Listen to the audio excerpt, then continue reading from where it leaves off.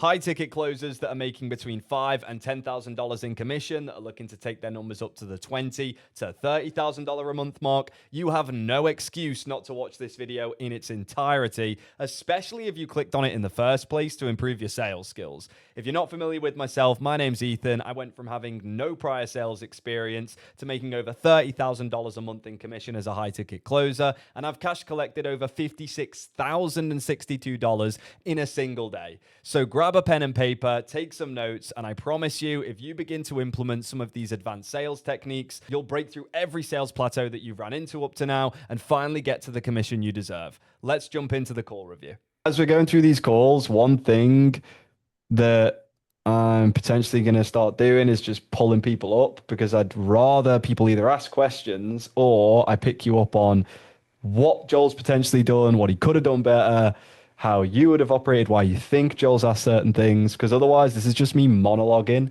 playing fucking sales calls, and all of you guys just idly absorbing, which could be good to a certain degree, but it's better if we're engaged. Just want to make sure of that. So if I pull you up and you ain't been listening, you're getting cooked. Let me just tell you that right now. Doing good. You guys hear this okay? Appreciate your patience. Was just having a couple issues with my camera, so.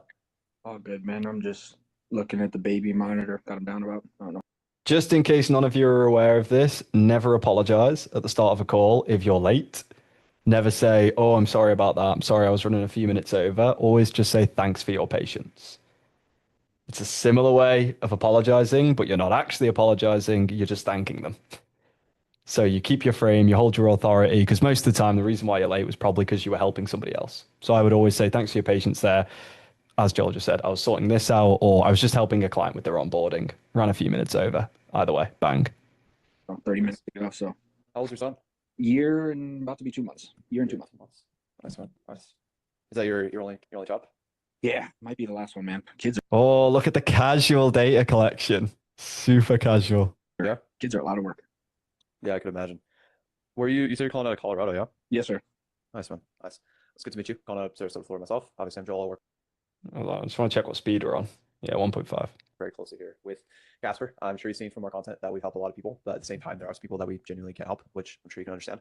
Based off our conversation, if I'm fully confident that we can help you with the mentorship, I'll run you through what that looks like, how it works. But if not, like to say, I'm a very blunt and honest guy. I'll still point you in the best direction I can. Okay. Sound cool? Yeah. Awesome. So what would you say is the main outcome that you're looking to achieve with trading right now? I mean, what everybody is, financial freedom, just not having to, on the. One thing I will say, this is caveated because I don't actually think it matters that dramatically at the end of the day. A frame is a frame. But the frame of saying there are some people that we can't necessarily help, I just don't necessarily think that is always the better way to frame it. I think it would always be, so I'd just like to get to know yourself a little bit better firsthand and then make sure that this would be the best fit for yourself so that we can move forward. Okay. Because if you say that there are some people that we can't necessarily help, I understand that the reason why we say that is because there are some people who aren't open to being helped, but that doesn't actually mean we couldn't help them. Yeah. I think the offer could effectively help anybody. It's whether they're open to the help themselves. That's just a little tweak I made with my frame, just because I think assumptive language subconsciously is really powerful without people acknowledging it. General sales manager, so I've been, in my car career for 9-10 years almost now. Just tired of the grind, man. It's just every day selling cars. I'm the second in charge of the biggest Honda dealership here in Colorado, so comes with a lot of responsibilities and managing people. Yako, what was the buzzword? Financial freedom is one thing he said, and tired of the grind. Nice. And Yeah. it's okay. I mean, I'm a mentally tough person. I'm from Miami originally, so I didn't grow up in the nicest of areas down there, but yeah, it's just more of just, man, I just want to be at home with my kid, with my wife, like just enjoying life versus, like I said, man, somebody else owns the dealership and they're the ones that are really, and I don't make bad money. It's probably 20 to 25 grand a month. But I want more, I think naturally just as a kid, having a kid, you just want more in your life. So. Okay. And how many hours are you on to work right now at the dealership? Fuck, man, probably 60 plus. 60 plus? Yeah. How many days a week? My off days are Thursdays. Today I took my off day, but I'm typically there 6 days a week, and Sundays it's because we're forced to not sell cars on Sundays here in Colorado. So. Okay, so it's 6 days a week, but you also aren't there on Sundays? No. Yeah, Sundays the dealership is closed by law on Sundays. Okay, so it's 5 days a week that you're working. Yes, but I don't really take my off days on Thursday, so I'm pretty much there six days a week. Gotcha. Okay, and when you work 6 days, are you working like 12-hour days or? Typically. 12 hours. Okay. Like what time are you usually getting off of work? Man, I don't know, 7:30, 8 o'clock if I'm lucky. Okay. And what time are you going into work? Probably about that time. Notice how Joel's getting really granular on the analytics, something that Steve mentioned on one of the last calls, because you want to build this really clear, detailed image of the life that this guy's living, and you want him to paint it for himself. Because it's quite rare that somebody completely conceptualizes their existence like this and breaks it down analytically. Because all this guy's doing is subconsciously highlighting to himself, hold on a minute, when I say it like this, my life sounds pretty fucking shit. 7:30, 8 o'clock in the morning. Okay. So like usually working 7 to 7, 8 to 8. Yeah. Kind of. And how much time does that realistically give you to spend with your son? Nice. Look at that tie-in, because it was the first thing you mentioned. Thursdays is the day where I try to cut it short. Just depends on what's going on. Time of the month, beginning of the month, end of the month. That's where I've got to send out my reports to all the executives and get all that stuff out in. But yeah, I mean Thursdays and Sundays, man. I mean it's not a lot of time. Doesn't feel like a lot of time. Really? And I also know you mentioned that you have a wife. I mean, are you really getting to spend a lot of time with her as well, like working this job? No, because I'm up probably 5 o'clock. I get my workout in. I got to maintain my health as well. So it's pretty much just. Dylan, what is Joel not speaking about right now? What's he not mentioning or focusing on? Possibly I don't know what he's tried before to sort this issue out. Well, usually when people open calls like this and they go into current circumstance, what are the things that basic closers, normal closers would be focusing on to begin with and chatting about? Probably, I don't know what he wants truly financially. Yeah, boom. And can you see how Joel hasn't said one thing about how much money are you making right now? How much money do you want to make? Because it doesn't matter. That is so surface level. And the only reason why you're really getting the context on that to begin with is to then understand what's the reasoning behind the individual wanting to make more money. And for this guy, that reason would be to spend more time with his son. Yeah, it's not financially. Obviously, there is a financial element, but the main thing for him is spending more time. Like he's already working 6 days a week. Exactly. And this is like the form of granular thinking that we always want to make sure we're not falling into. Because there are times where, as closers, you think, I need to ask this question first and then find that out and then get this and then get that. But if the individual has already given you the layer deeper, which this guy has, this is all Joel now needs to really focus on, because this is going to spark way more emotion for this guy than talking about money will. Gym, work, and then on the time that I have on Thursdays and Sundays, try to dedicate myself to them. Yeah. Do you feel like that's enough time? No, that's the other portion of wanting to get back on track with my trading and whatnot. Yeah. I mean, not being able to spend the time with them. How have you seen that affecting you? Just having to work all these hours. I mean, I could tell you the last year has been probably the toughest in my marriage. Really? Been with my wife for 10 plus years. And this has definitely been for sure the most challenging, difficult, there's been talks of separation, divorce, all things that I don't want in my life. She does not want them either, but I definitely understand perspective, Is that just coming from the fact that you guys can't spend enough time together? I think that's a huge part of it. Okay. I appreciate you like being open and honest about that and like being transparent. I know that's not. Connor, what is something that Joel's doing really well here? It's just asking questions and not doing the little filler bits, which some other worse closers would do. Connor's making a joke out of that because me and him had a one-to-one earlier today and he did do some filler. Joel's just asking clinical questions, right?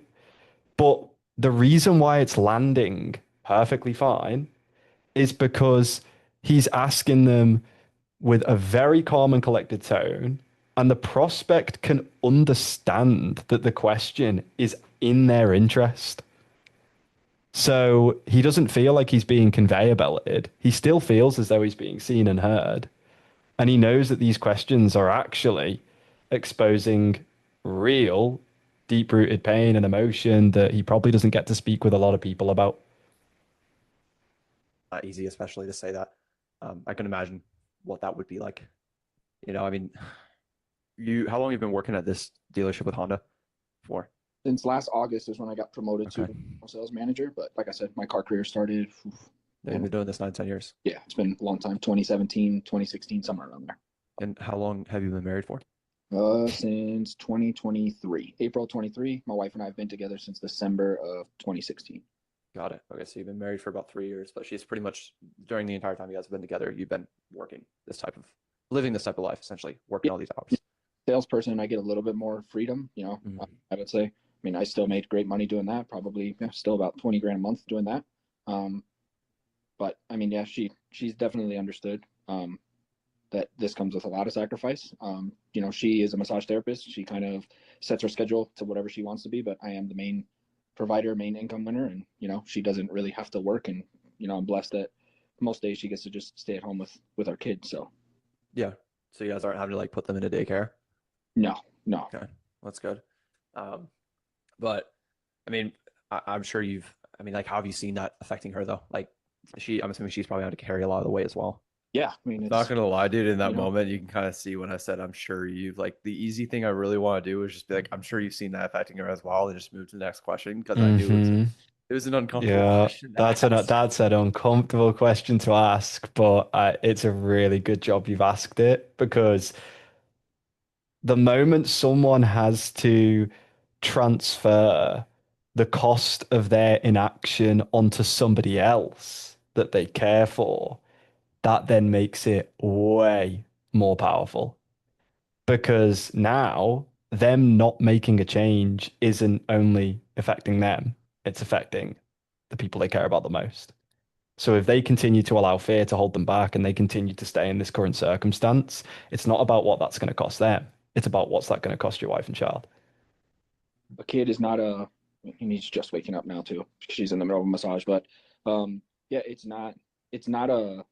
I also want to point out to you guys, he said, and this is like some real analytical language, he said she's understood the stress, the workload.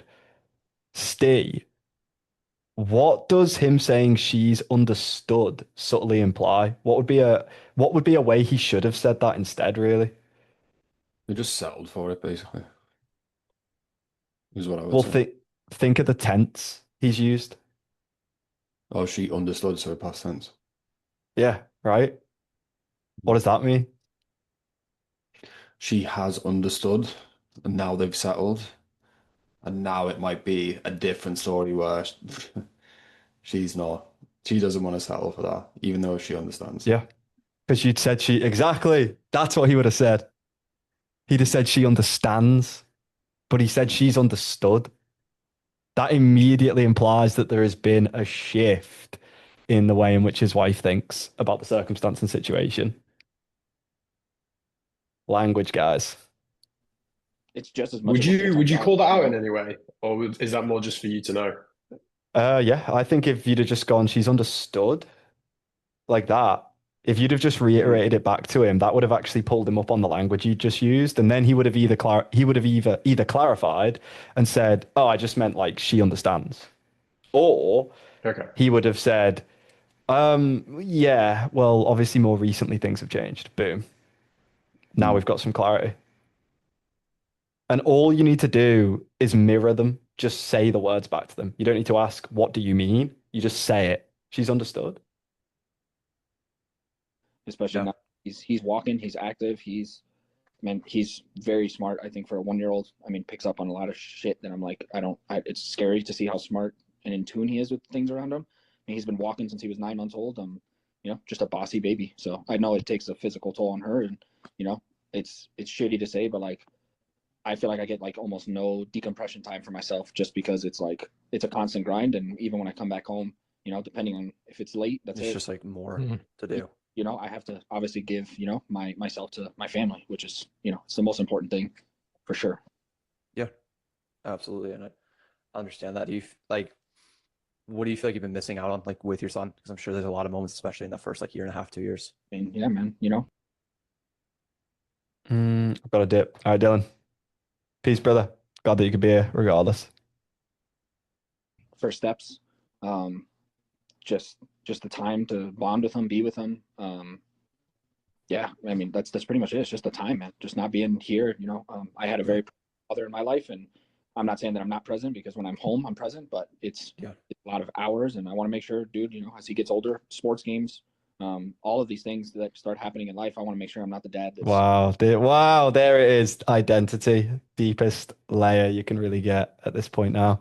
He does not feel as though he's showing up as the representation of the father that he's always wanted to show up as. not at these games and at his, you know, personal achievements. I want to be there and be present for all of them. Yeah. And how long would you say this has been going on for, where you feel like you're not as present as you like to be for your wife, for your son, all these things? Born. Since he was born, you said? Yeah, so he was born last April. So Whoa, wow. a little over a year. It's like a year and 2 months. Yeah. Okay. And like, what was that like moment for you when he was born? Like, that made you realize that you really wanted to find something else? I mean, you know, and having a kid puts a lot of things in perspective. I was 35 pounds heavier. Just, I don't know, just kind of going through the motions, just, you know, making okay money, just happy with whatever it was. You know, it's different when it's just my wife versus now having a kid, where like all of a sudden the family dynamic really is there. And it's like, you know, that's, you know, truthfully, I don't know, that turned my whole life around. I've lost 35 pounds. I'm big into my fitness right now. Everything is just revolved around like, how do I give my kid the best possible life and be there for him? And, you know, financials is obviously a huge portion of that. And, you know, yeah, obviously you need to provide for your kid, right? But at the same time, it's like the biggest thing is like being a present father, like you mentioned. Yeah. And I want you to be able to achieve that for yourself. I mean, over these last year, 2 months, what have we done so far? What have we tried? So that way we can find something that will allow us to leave the dealership job and be more present for our family.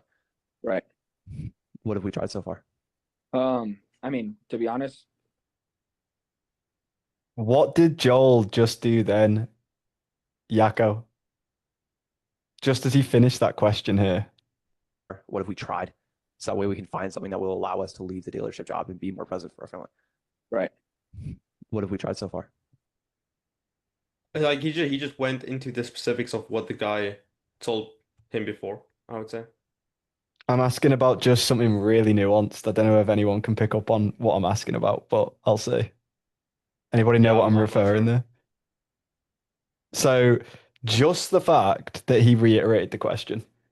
This is something that at times people miss out on or they don't fixate on. Like this guy just said right to a direct question that Joel had just asked. Joel asked him a question and he said right. There is a reason as to why he did that. That is purposeful. That isn't by accident. It's because Joel's just asked a question that's made him uncomfortable deep down. And subconsciously, as a defense mechanism, people are going to try to give you dismissive, short, off the cuff answers because they know that if they go into depth, it's actually going to bring up pain. So the second he says, right, Joel immediately, what have we tried so far? Just locking him in.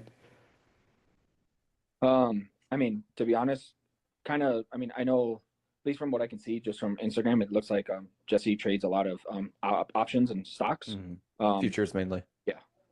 I have been mostly on the Forex side of things.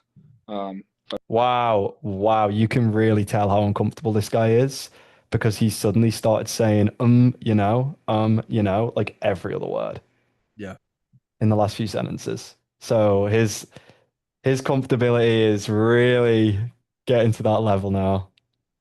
But probably the last 5 or 6 months, I just gave up on it. And, you know, strategies, you know, I've been trying this for 5 years and just, you know, I put some money into things and blown accounts because of it. And, you know, I don't know. I think just finding something, I don't know. I'm more exploring like what does futures look like, because don't really know if I'm being 100% honest besides what my investment accounts are in. You know, I do most of my Roth IRAs, 401ks are inside of the S&P 500. apart from that, man, I don't know anything about options, stocks, futures, whatever it is. I don't know anything on the stock market side. Forex is where most of my knowledge is, but a lot of the same terms between both sides of it. You know what I mean? So I understand head and shoulder patterns, and I understand highs, lows. I'm not new to those things. It's just more. Yeah, I understand. You're more so new to futures. You said you've been trading Forex for the last 5 years? Give or take, yeah. Okay. And overall with that, like, were you profitable or what did that look like? No, never have been. You have your up and down moments, and then, you might lose a trade, and then all of a sudden it's like, oh, I think I see granular a on really good analytics setup, now, so I'm going which is to important. double down on this next one. And then, that's how you blow your accounts, because then, the market eventually is going to correct course, and, every reaction is going to have a correction. So, and that's where. And you mentioned the emotions. Like, do you feel like your emotions are kind of like taking over your trades and that's part of what's leading to losing money? I think it's just more of like frustration where you're just like, So one thing Joel's doing here is there are analytics and logistics that we need to have an awareness of. It's all well and good as getting like that really deep conversation on the go, and we're getting to emotion, and then we're getting to identity, and we're building up incredible importance for him to make a change. But some of you may think, I don't want to go back to logistics now. I don't want to get too logical again, because I'm going to be bringing him out of the emotional brain into the logical brain. But you need to. Like, Joel has to get these logistics. Otherwise, how is he going to know anything to do with this guy's trading career and what would be a good fit and what he would need from the service and the coaching, etc.? So that's the mentality that you have to hold. Have you actually left every stone unturned, or have you unturned every stone you need to in order to understand whether you can really effectively help this guy and what would be the best fit for him moving forward? So this is why these logistics are actually important for us to cover. I don't even say it's less. I mean, yeah, I guess in a sense, yes, but I think it's more frustration of just like you're at something for so long, and it's just like the gym. You're going to see. So have you been doing anything for the last 5-6 months? He said he quit about 5-6 months ago. Or no, just the dealership life, man. And I've been following Jesse for probably about that time, and I just was like, probably should look back into it, because this is something that I don't know, man. It's never left my mind. It's always something like I got to get back to it. I think I probably stopped because I was like, I just need a mental reset from it. And yeah, it's just. I hear you on that. I mean, over these last 6 months that you've known about us, you've known about futures trading, did you try to do any further research into it or try to take action on something, or no? As just okay. What do you feel has been the main thing holding you back? I mean, being how important these goals are to you. I don't know whether I skipped that, Steve, or did I not? I didn't get into that. No. No, I didn't ask, get like, into I haven't that level gotten to of asking him analytics. about like if he's gotten outside help or how many blown accounts so I far. think I think want to know. Joel like missed it, but I wanted to put it in just because that's Yeah. again what Ethan was just saying about like specifics, because you need them specifics. Just more specifics equal pain, like gap. That's more Yeah. gap building. Like, this guy's just, if he's been trading for 5 years and never been profitable, how much money have you actually lost? How many accounts have you Yeah. actually blown? And why have you continued that for 5 years? What Mhm. did you look for outside help? If not, why not? And this is one thing I was explaining to Connor earlier. This is the easiest way to get the limitation every single time. It's the same steps that Joel's taken: specific outcome, importance of specific outcome, how long have they had specific outcome, what have they tried over X length of time to achieve specific outcome. You then always just ask them, okay, so given the fact that what you have tried has not worked up until this point, or hasn't necessarily gotten you to the real goal that you've had set for yourself, have you actually looked into working with a high-level mentor or a coach in order to help you achieve XYZ aim? You always just stem off into that question, because now they have to either elaborate that they have worked with somebody before, at which point you can pre-handle a burnt in the past objection, get context and clarity on why that didn't work, or they'll say they've never invested to work with somebody before, at which point you then have the limitation, because why not? What's held them back from doing so, given the fact what they've been doing by themselves has not worked? Easy. It tees you up for the limitation every single time without fail.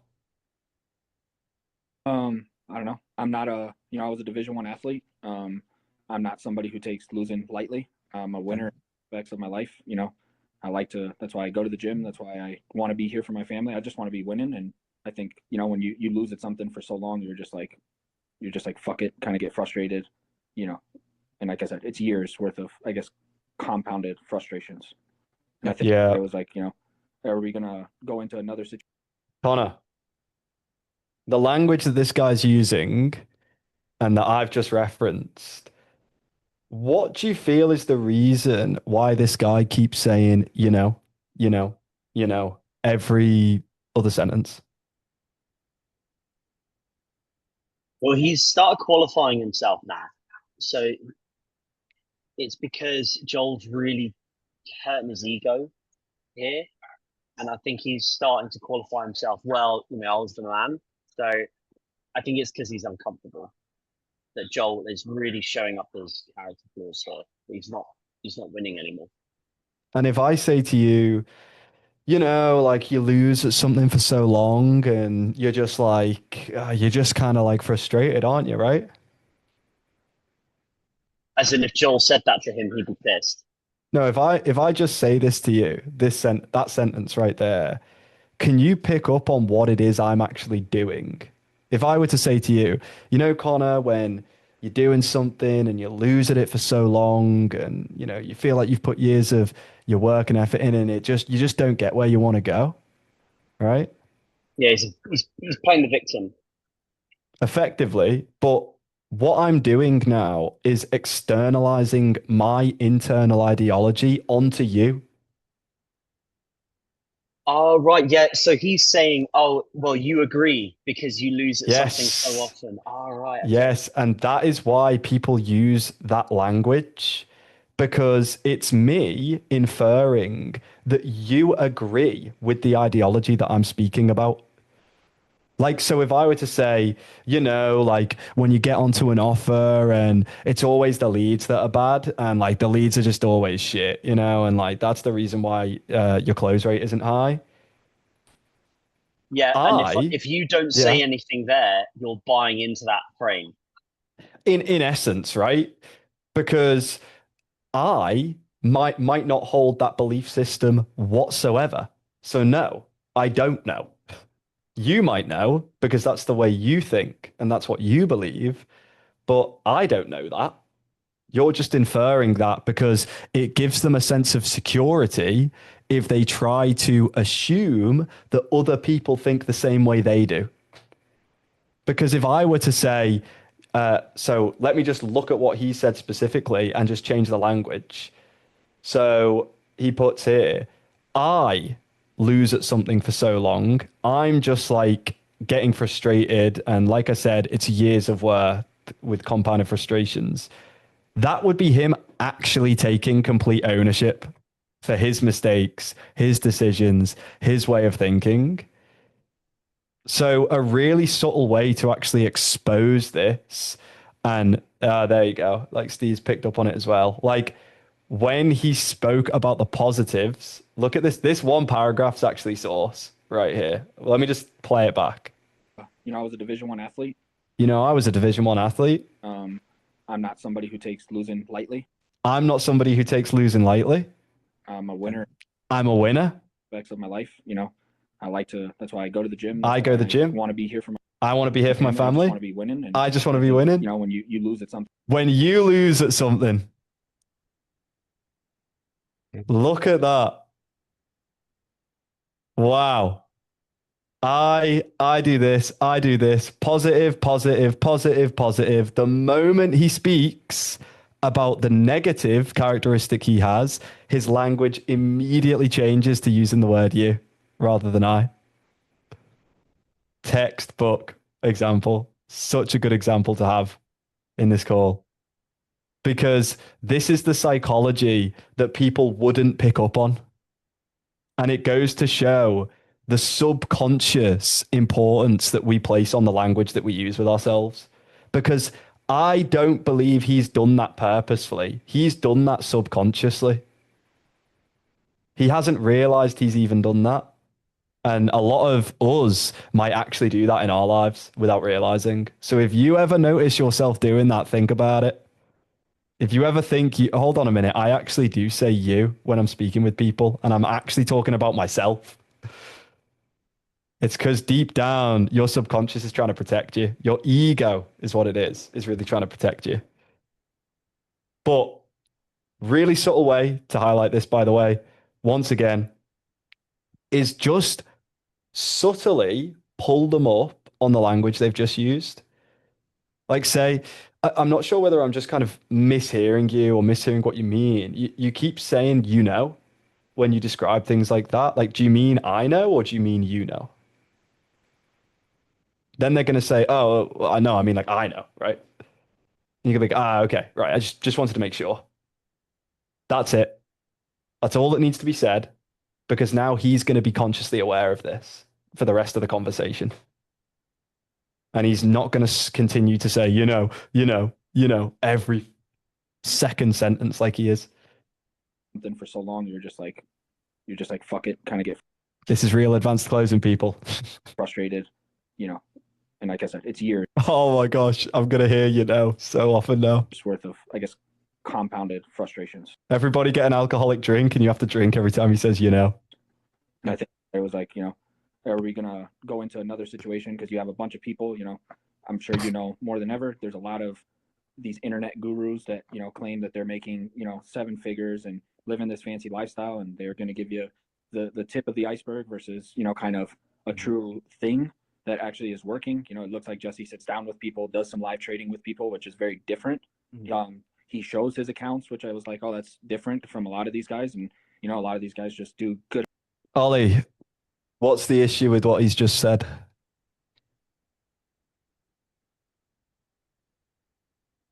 Which bit? I was just writing it down. Then you should have been listening even more intently if you're writing it down as you go. There's a lot of these internet gurus that, you know, claim that they're making, you know, 7 figures and living this fancy lifestyle. And they're going to give you the tip of the iceberg versus, you know, kind of a true thing that actually is working. You know, it looks like Jesse sits down with people, does some live trading with people, which is very different. Yeah, he's very skeptical about online, like working with people online, and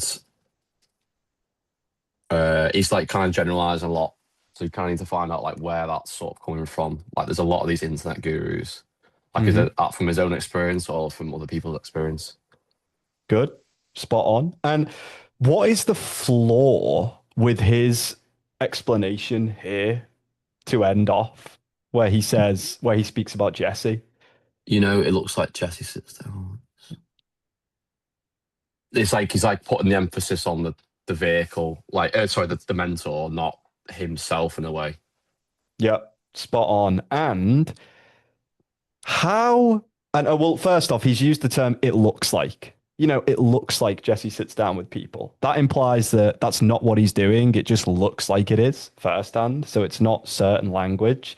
But secondly, it's a flawed ideology because that's what all of these gurus are doing. So I have no idea what this guy's on about. People will say this all of the time. You do not have a clue what it's going to be like until you invest and join. Full stop. Plain and simple. So for him to try and justify this and say, oh, all of these other internet gurus, I'm not going to give you any clarity on, live this fancy lifestyle. By the way, the account that this is for, Jesse literally has pictures of him in his McLaren in a Miami penthouse all over his Instagram. So it doesn't even make sense. It's not even the marketing either. It's like this guy's just pulling that out of his arse as an excuse, effectively. Different. He shows his accounts, which I was like, oh, that's different from a lot of these guys. And loads of them show their accounts. I'm not even a trader, and I've seen that. You know, a lot of these guys just do good enough marketing to get you to buy into their programs, and then, you know, you keep losing, but their business model is just a revolving door. So however much the charges are, they're just having recurring money, and that's really how they're living their life. Let's see how Joel cooks him. Is that coming from speculation, or is that coming from like experience of you investing into a program and Definitely. not seeing good results? Investing in programs, for sure. Okay, boom. Definitely experience from investing in programs. Okay, so you've invested into some programs over the last few years that like didn't pan out? Yeah, on the Forex. Okay. Yep. What happened with those? Nice. I mean, they give you you get on these calls. They don't ever do any live trading with you.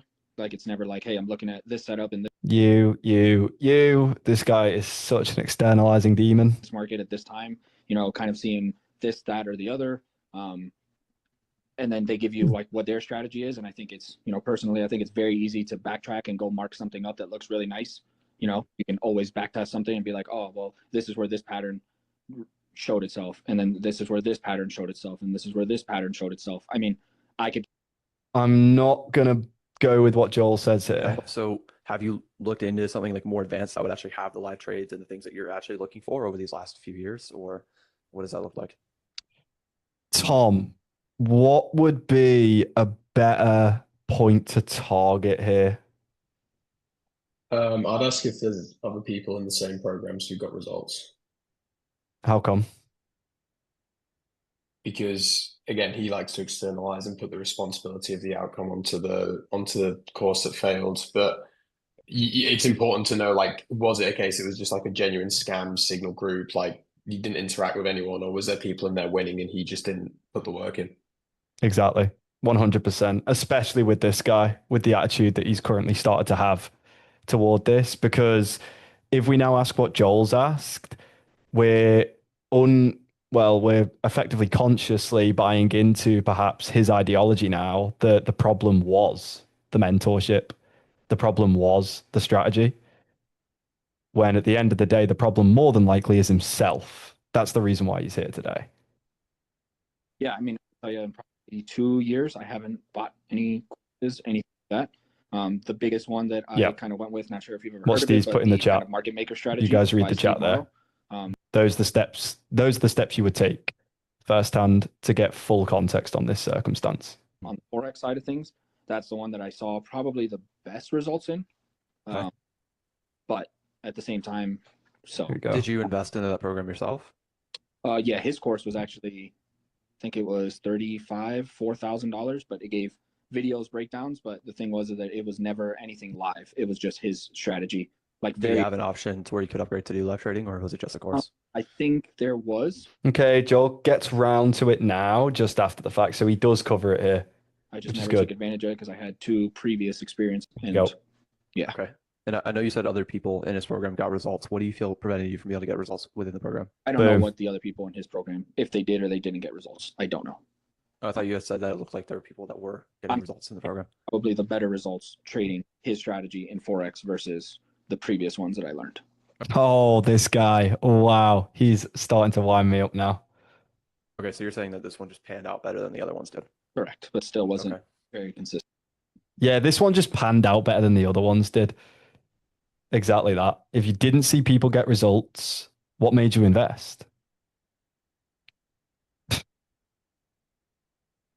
So if you didn't see anybody getting the results you've been looking for, what was it that made you invest in the first place? Because with the attitude this guy's given me, I highly doubt he just randomly saw an ad on Instagram and paid $4,000.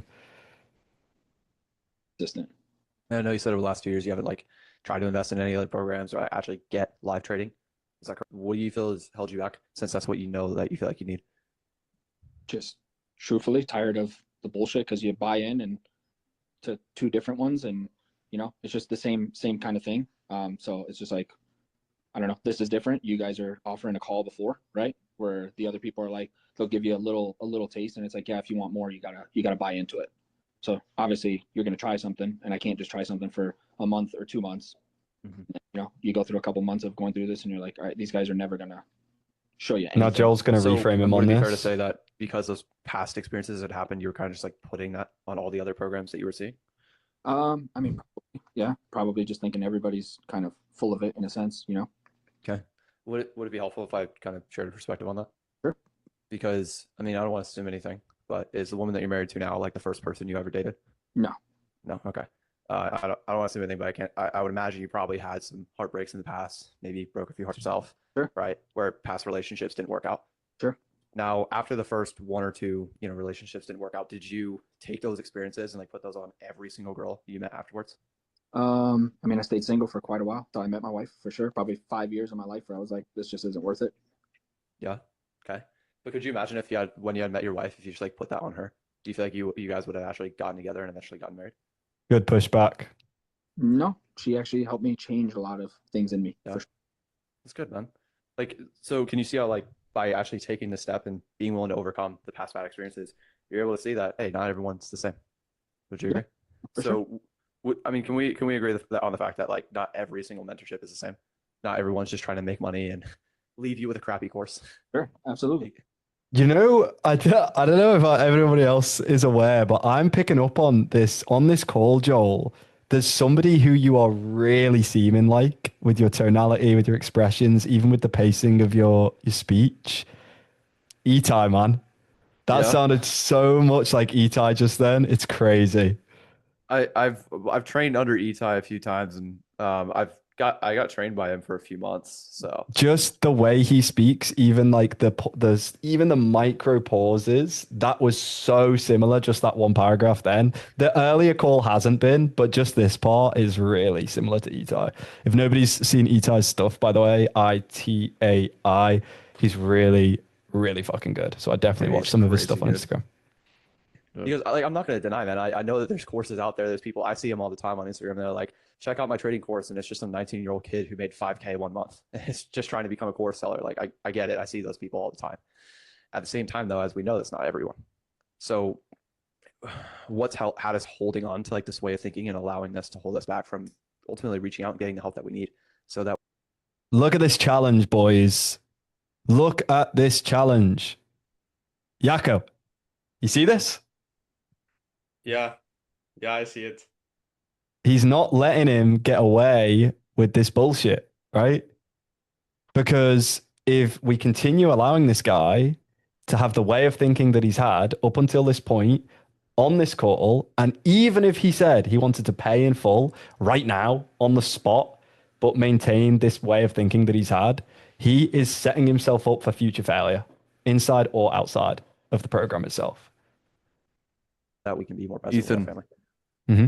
Since we're somewhat close to the top, the hour, do you want to go to the objections? I felt like I did really well there. What's the timestamp? 40, or should I touch them? 46 minutes. Somewhere around there is why I dropped price. I just want to double check what you said here. I don't know what will be holding me back. I don't think anything. What shifted more recently that has you feeling like you're willing to swallow that bad taste in your mouth and overcome this? Being stuck. Nice. 47, you said? Yeah, I think 47, somewhere around there. It's either 47 or 57. Grade and stuff. Yeah, just like so you can like I don't know, you can I know Practice stuff. $10,000 into an account, right? Yeah, Like that's it's not real money, it's not your personal stuff. Yeah. A lot of money.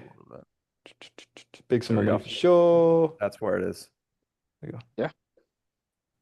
Like I said, if results are there, yes. Like it's just that's where I'm at. I got to do something different. You know, you keep doing the same thing over and over. I mean, you know, we know what the definition of insanity is. So yeah, this is doing before the same price thing over drop. and over again, expecting the same results.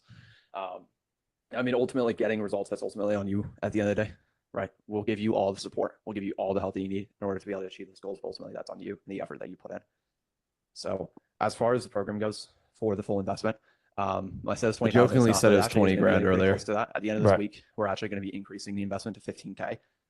And Jesse, I don't know if you saw the emails, but Jesse put out a couple of emails about that, about the investment going up. As of right now, to get you access to everything I just walked you through with the program, with the live trades for the next 6 months, it's just a one-time investment of 7,800 USD. Okay. How's that with you? It's a big sum of money for sure. It's nothing small. Yeah. Definitely something, if I'm being honest, I gotta definitely think about it. Okay. No worries. When you say you need to think about it, like aside from that, do you feel as though like money aside is something that you definitely want to do? Good. Yes. You know, I want to change the course of my life for sure. Okay. You're not gonna hurt my feelings. I heard a little bit of like uncertainty in that. Do you actually want to do this program? Good. Yeah, I do. I mean, honestly, you know what? Yeah. I mean, if I'm shooting you straight, I'm like 50-50 on it. I'm on the fence of it. Wow. Okay. I appreciate you being honest with me. What would you say has you on the fence right now? You know, almost $8,000. That's not a small sum of money for, again, I've seen things on Instagram, right? I've seen the life changes that I've done for him. You know, I think, yeah, maybe I'm truly not 100% ready to swallow, I guess, maybe that bad taste now that you're putting me in this my frame of mind of do you Now do I actually feel uncomfortable, and it's come down to making the bungee jump. I'm not quite as confident, but before I'd walk to the edge and I was driving to the bungee jump station in the car, I was a lot more confident than I am right now, is what he's just said. again put another $8,000 out there, right? And that's just to get the knowledge. It's not anything. I mean, I'm not saying it's not building right away because you're obviously learning something that's probably extremely valuable. But Okay. Is it Probably extremely valuable, right? Is it probably, or is it definitely extremely valuable after I everything slammed you've him been on through? the probably definitely quite a few times so on is it an a case that you objection. have the investment, or are you just like uncertain about investing that much into yourself? I mean, I can pull from certain accounts and get the 7,800. That's Boom. not anything. So I'm now not it's certified fear. concerned with the 7,800. I mean, it's still, yeah, money I'd have to put together. But So you're saying it's a lot of money. What specifically are you comparing that to? Because like for me, like if I spent $8,000 on a dinner, you'd probably say it's really expensive. But if I spent $8,000 and I got a Lamborghini for it, that'd be really cheap, right? So when you say it's a lot of money, like what specifically are you comparing that to? Other mentorship programs are, depending on, I guess, which one you're in, hundreds of dollars per month that you're paying monthly versus, yeah, like you said, this is 7,800 right up front. Yeah. Pay for it and then put trust into the system. Okay. Is it about paying money or is it about the trust? Like the certainty? I think they both correlate, but probably both. Okay. Would it be fair to say that's just like a bit of uncertainty around whether or not this will work out? Probably most of it. Okay. Because like if you knew you couldn't fail, would you do this? Probably, yeah. Probably or definitely? Nice. He's fucking great. Getting him on this so well. Yeah. And ultimately, like whose responsibility is it to actually make this work at the end of the day? Boom. Okay. And in your own mind, what do you feel like is more risky in the long term? Because like the last thing I want for you to do is continue doing things the way that we have been, continue getting the same results because we've already lost $30,000 over the last 5 years. I mean, that in itself is a lot of money, right? 20 to 30,000 trying to do it on our own. Like what's more risky for you? Is it more risky that we continue doing it on our own and continue just like investing into these cheaper mentorships? Or is it more risky that we just bite the bullet, invest $8,000 into ourselves and actually get the help that we need so that way we can go into a different direction to achieve these goals that we set for ourselves? Like what's more risky in the long term? I mean, probably just doing the same thing I'm doing. And why do you feel like that is? Because I'm not investing in myself. Okay. Unpack that a little bit more for me. Like why would that be more risky? Nice. So good.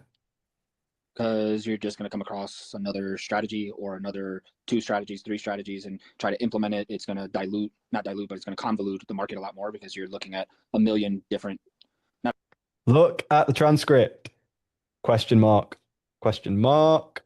Question mark. Question mark. Question mark. Question mark. Because Joel's not had to make a single statement. He's just asked questions to get to this point, to get this guy to elaborate entirely to himself how his way of thinking is flawed and how if he continues with this way of thinking, he's going to completely self-sabotage himself. He's not going to take action. He's not going to get to his goals, and it's going to cost him X, Y, and Z. I reckon people should message Joel for him to send them that call, and they should probably watch that themselves.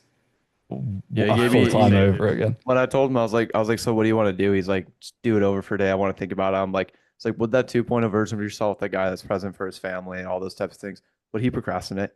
He's like, no. Yeah. And I'm like, what benefit is there to just put this off any longer? He said, probably none. I said, probably or definitely? He said, definitely none. I'm like, so then what do you feel like the version of yourself that you want to become would do in this scenario? And then he closed. Oh, that's clinical. All it is just holding them to like the standard of the guy that they said they want to become. Holding them to the level of congruency that they want to uphold, they want to live up to.